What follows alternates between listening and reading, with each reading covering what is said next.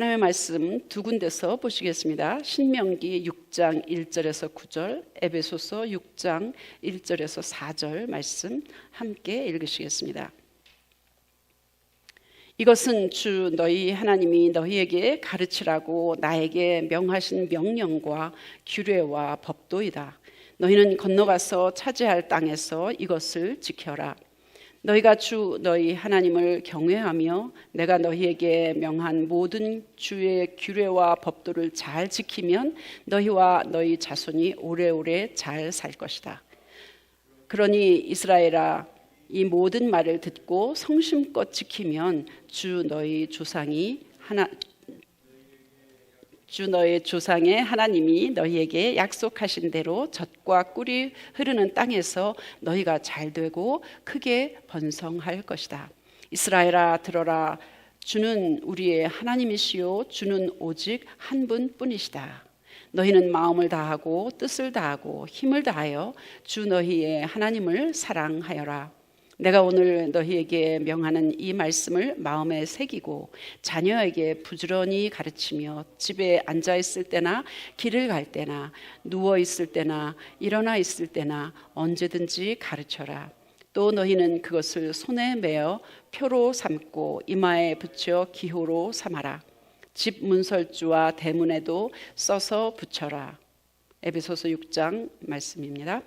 자녀들아, 주 안에서 너희 부모에게 순종하라. 이것이 옳으니라. 내 아버지와 어머니를 공경하라. 이것은 약속이 있는 첫 계명이니 이로써 네가 잘되고 땅에서 장수하리라.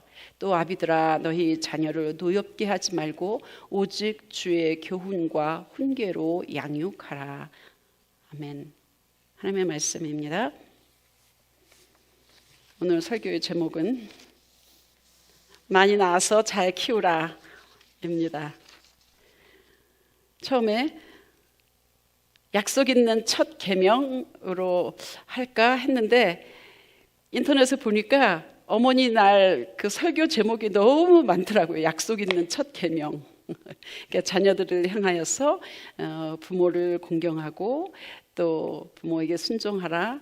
그것이 약속 있는 첫 계명이다. 하나님의 말씀을 인용해서 그렇게 많이 있었습니다. 그래서 저는 육신의 자녀 또 영적인 자녀 많이 낳아서 잘 키우라 그런 말씀으로 오늘 신명기 말씀하고 에베소서 말씀 근거해서 함께 여러분과 하나님의 말씀을 나누려고 합니다. 한국이 가난에 허덕이던 1960년대인가요? 정부에서는 산하 제한 정책을 많이 펼쳤습니다.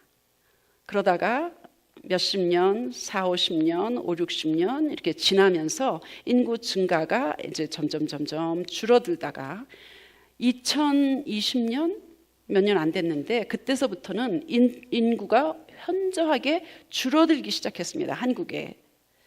그런데 미국 인구는 아직도 0.5% 매년 늘고 있습니다. 세계 인구는 1.1% 정도 아직도 증가하고 있습니다. 그런데 한국 인구는 30% 이상 확 줄어들고 있습니다. 옛날에는 아들, 딸 구별 말고 둘만 낳아 잘 키우자. 많이 낳아서 고생 말고 조금 낳아서 잘 살자. 뭐 이런 표어들이 많이 있었는데 요즘은 현금을 쥐어줘도 안 낳는데요. 보통 일이 아닙니다. 그죠? 아기를 낳지 않으니까 야 이러다가 우리 조국 땅 한국이 없어지는 거 아니야? 기우가 아니라 실제로 그런 일이 가능하다는 겁니다. 그래서 아기를 낳지 않다 보니까 육신적으로 저출산 그리고 인구 감소가 나라에 큰 문제가 되고 있습니다. 이것뿐만 아니라 영적인 저출산, 하나님의 자녀가 감소되면 하나님의 나라에도 큰 문제가 아니겠습니까? 그래서 저는 오늘 제목을 많이 낳아서 잘 키우라, 이런 제목을 하고 있습니다. 어머니 날은 자녀가 어머니에게 감사하는 날입니다. 우리 성도님들 반 이상이 이제 부모님은 다 돌아가셔서 안 계신 것 같아요. 그죠? 아직 어머니가 살아계신 분들은 어머니에게 감사를 표현하셨습니까? 몇 안 되는데, 그죠? 전화도 하고 찾아뵙기도 하고 선물도 보내고 카드도 보내고 꽃도 보내고 아까 예배 전에 보니까 이제 이미 받으셨다. 선물도 받고 카드도 받고 전화도 받고 꽃도 받았다, 이렇게 하시는 말씀을 들었습니다.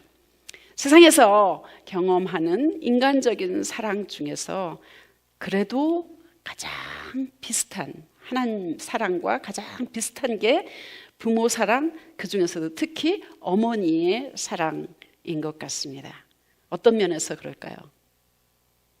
희생, 헌신, 참아주고 받아주고 용납해주고 보살피고 보호하고 무조건적으로 끝까지 사랑하는 면에서 하나님의 사랑과 어머니의 사랑은 많이 비슷한 것 같습니다. 나병 환자 촌에 가서 자녀들을 끌어안고 할 수 있는 사람은 특히 어머니밖에 없다는 이야기를 들었습니다. 율법, 오늘은 율법 10계명, 그 중에서 특히 5계명, 너희 부모를 공경하라, 그리하면 너희가 이 땅에서 잘되고 장수하리라, 오래 살리라, 이렇게 이야기하고 있습니다. 율법 10계명은 하지 말라, 하라로 되어 있습니다. 하나님과의 관계, 그리고 인간과의 관계에 대해서 이야기하고 있습니다. 10계명 중에서 하지 말라라는 명령은 10계명 중에서 8개이고 해라 하는 것은 2밖에 없습니다.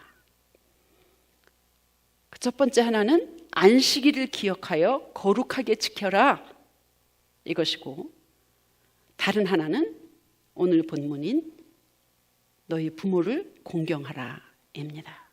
또 10계명 중에서 하나님과의 관계가 처음 4개고 사람과의 관계가 6개입니다. 근데 그 중에서 5번째 계명, 약속 있는 첫 계명, 사람과의 관계 중에서 가장 먼저 나오는 것이 내 부모를 공경하라입니다. 쉽게 말해서 이 땅에서 복 받으려면 부모한테 잘해야 된다, 엄마한테 잘해라, 이 말입니다.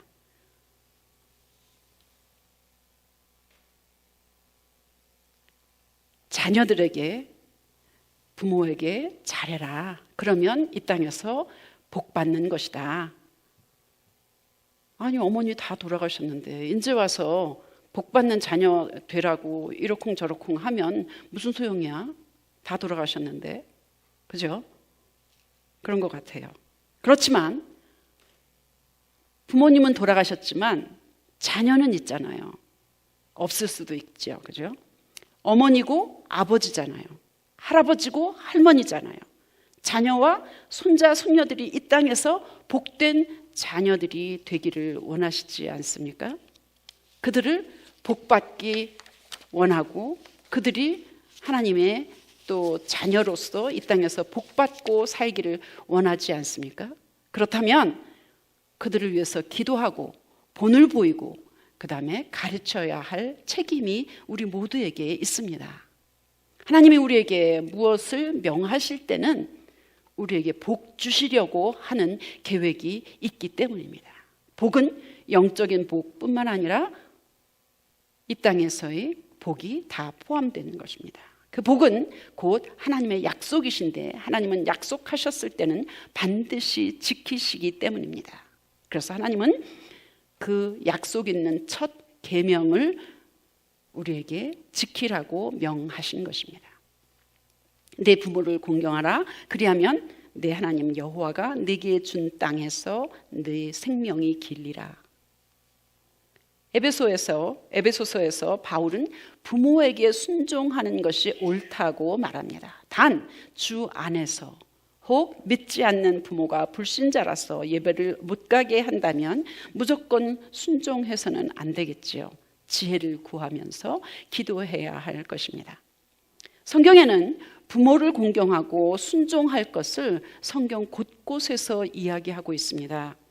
내 아들아, 내 아비의 훈계를 들으며 내 어미의 법을 떠나지 말라. 이는 내 머리에 아름다운 관이요 내 목에 금사슬이니라. 잠언 1장 8절에서 9절입니다. 내 부모를 즐겁게 하며 너를 낳은 어미를 기쁘게 하라. 잠언 23장 25절 말씀입니다. 자녀들아 모든 일에 부모에게 순종하라. 이는 주 안에서 기쁘게 하는 것이니라. 골로새서 3장 20절입니다. 너희 자녀들아 와서 내 말을 들어라. 내가 여호와를 경외하는 법을 너희에게 가르치리로다. 시편 34편 11절 말씀입니다. 에베소서 6장 말씀, 오늘 본문과 10계명의 5째 계명은 물론 이 땅에서 세상적인 복을 받는 것에 관해서 이야기하고 있습니다. 이 땅에서 잘되고 이 땅에서 장수하기 위해서는 부모를 공경하고 순종하라는 것입니다. 그런데 이 땅에서 누리는 세상적인 복은 결단코 하나님과의 관계를 떠나서는 있을 수 없는 것입니다. 그래서 요한 3서 2장 1절에도 영혼이 잘됨 같이 범사에 잘되고 강건하기를 바란다고 사도 요한은 기도하고 있습니다.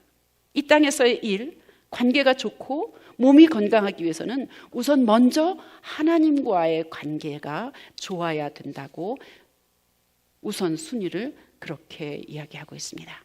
따라서 우리가 이 땅에서 있는 동안 자녀가 내가 몸으로 낳았지만 하나님의 자녀로 거듭 낳아서 하나님의 자녀가 되도록 해야 되는 것입니다. 그래서 자녀들을 위해서 기도하고 가르치고 삶 속에서 본을 보이고 살아야 합니다. 아니, 그 전에 나 자신이 우선 거듭나고 하나님의 자녀가 되어야 할 것입니다. 혹 우리가 살아있을 동안에 혹 우리 자녀들이 하나님 앞에 돌아오지 않고 여전히 속썩이고 믿음과 상관없는 삶을 산다 할지라도 우리는 끊임없이 계속해서 자녀들을 위해서 기도해야만 하는 것입니다. 혹 자녀들이 어머니를 잃고 나서 나중에라도 살아생전에 기도했던 엄마, 평생 나를 위해서 바랐던 그런 소원, 그런 것들을 생각하면서 결국 돌아올 것입니다. 물론 가슴을 치고 후회하고 마음 아파하겠지만 하나님께 회개하고 통회한다면 그때라도 주님께 돌아온다면 감사할 일 아니겠습니까? 물론 그 전에 우리가 있을 때에, 우리가 아직 살아있을 때에 하나님께서 우리의 기도를 들어주셔서 하나님께 돌아오는 모습을 볼 수 있다면 그것처럼 복된 일이 없겠지요. 그래서 예수님은 누가복음 23장에서 십자가를 지기 위해 죽음으로 가는 길에 나와 있는 많은 사람들, 특히 예수님을 사랑해서 그의 십자가 고통을 생각하면서 울고 있는 여인들에게 나를 위해서 울지 말고 너희와 너희 자녀들을 위해서 울라고 말씀하셨습니다. 무슨 뜻입니까? 그 여인들은 그들의 자녀들이 당할 재앙, 걱정하고 그 재앙을 피하라는 뜻입니다. 무서운 재앙은 하나님의 심판입니다. 하나님의 심판을 피할 수 있는 길은 오직 예수 그리스도밖에 없습니다. 그 심판, 그 무서운 재앙을 피할 믿음이 너와 너희 자녀들에게 있느냐 말씀하고 확인하고 계신 것입니다.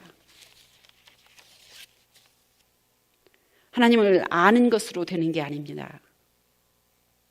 믿고 예배하고 삶 속에서 그분을 왕으로 우선순위로 두고 살아가야만 합니다. 물론 내 마음도 내 마음대로 안 되는데 자녀들 마음까지 내가 어떻게 마음대로 할 수 있겠습니까? 그래서 우리는 울어야 합니다. 끈질기게 기도해야만 합니다. 학교에서 공부 좀 못하면 어떻습니까? 졸업하고 직장 생활, 좋은 직장 못 다니면 어떻습니까? 몸이 좀 불편하면 어떻습니까? 건강하지 못해도 만일 우리 자녀가 주님과 상관없는 사람이라면 그것처럼 큰 재앙이, 그것처럼 큰 문제가 또 어디에 있겠습니까? 시편 127편 3절에 보니까 보라, 자식들은 여호와의 기업이요 태의 열매는 그의 상급이로다. 하나님께서는 우리에게 상급으로 자녀들을 주셨습니다. 자녀는 부모의 산물입니다. 그래서 신명기 6장 1절에서 9절 오늘의 본문은 끊임없이 자녀들을 향하여서 하나님의 법도를 가르치라고 명하고 계십니다. 물론 이 땅에서 잘 먹고 잘 사는 게 목적은 아니지만 하나님을 잘 섬기면 보너스로 이 땅에서의 풍성함, 형통함, 순조로움이 따라옵니다.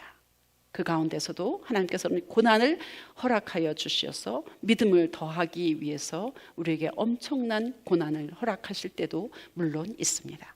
그러나 자녀 사랑, 부모 사랑을 통해서 궁극적으로 하나님이 원하시는 것은 하나님의 사랑, 그리고 하나님을 경외, 두렵고 떨림으로 섬기는 믿음입니다.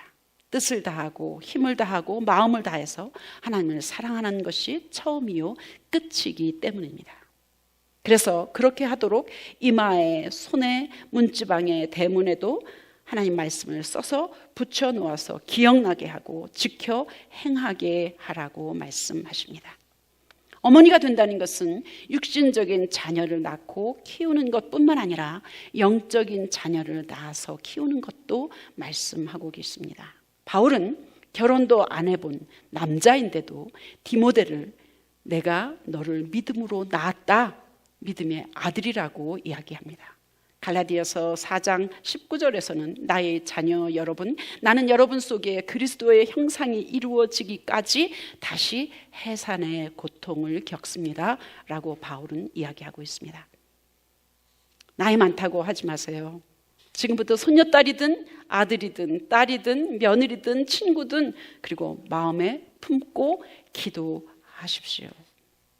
그러려면 본인부터, 나 자신부터 확실하게 믿음에 바로 서 있어야 하지 않겠습니까? 기도하고 예배하십시오. 말씀을 듣고 순종하십시오. 예수님께 딱 붙어 계십시오. 예수님이 승천하시면서 하신 말씀처럼 예루살렘을 떠나지 말고 전심으로 기도하고 성령을 받으라. 다시 말하면 예루살렘은 교회입니다. 교회를 떠나지 마십시오. 그리고 성령을 받으십시오. 그리고 성령의 열매를 맺으면서 사십시오. 우리의 가장 가까운 식구, 친척, 친구, 손자, 손녀, 아들, 딸, 부모, 만약에 그 무서운 재앙과 심판 앞에 서 있다면, 지옥불 앞에 서 있는데 그저 이 땅에서 잘 먹고 잘 살고 좋은 직장 다니고 월급 많이 받고 손자 손녀 잘 크고 그런 것만 다라고 생각하면 되겠습니까? 예수님의 애끓는 심정으로 그들이 거듭나고 영이 살고 믿음으로 살도록 울고 눈물로 기도해야 되지 않겠습니까? 안일하게 다 때가 있어 하나님이 하시겠지, 그렇게 하시지 말고 절박한 심정으로 통곡하고 매달려야만 할 것입니다.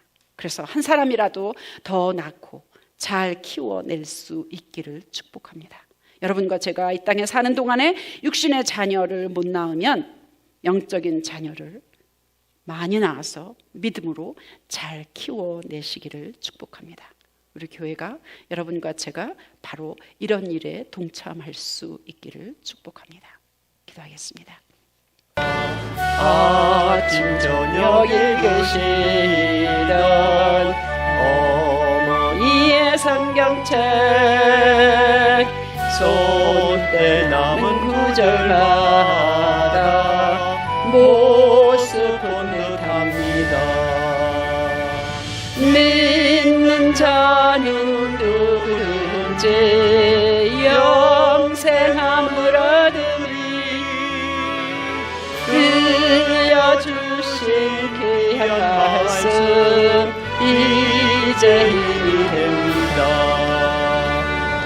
홀로 누워 괴로울 때 헤매다가 지칠 때 부르시던 찬송소리 귀에 살아옵니다. 반석에서 샘물나고 황무지에 꽃피니 예수님과 동행하면 두려울 것 없어라. 온유하고 겸손하며 올바르고 굳세게 어머니의 뜻 받들어 보람있게 살리라. 공감하는 세상에서 선한 싸움 싸우다 생명신의 흐르는 곳 길이 함께 살리라.